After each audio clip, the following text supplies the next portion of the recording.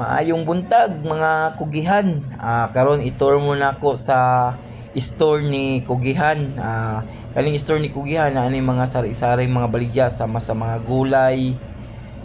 Naaboy saging nga garnaba o tundan o mga manok Bisaya o mga grocery. Nagkalain-lain ni ang baligya ni Kugihan.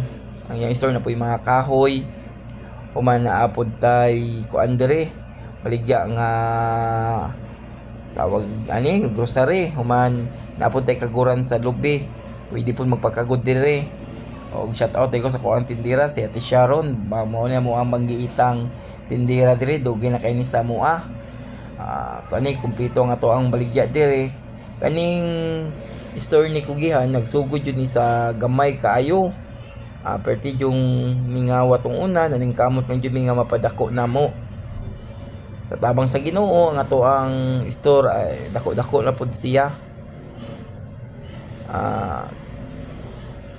Maningkamot lang jud ang mga Kugihan para makabuot na to nga to ang mga pangandoy balag hinay-hinay lang gud ang ato ang pagpaningkamot at least naga-grota sa to ang pagpaningkamot ning kalibutan na.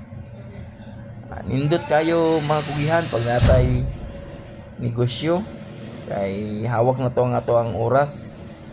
Kauban sa kuang asawa nga nagapalindira pod. Salamat kayo mga Kugihan. Thank you very much.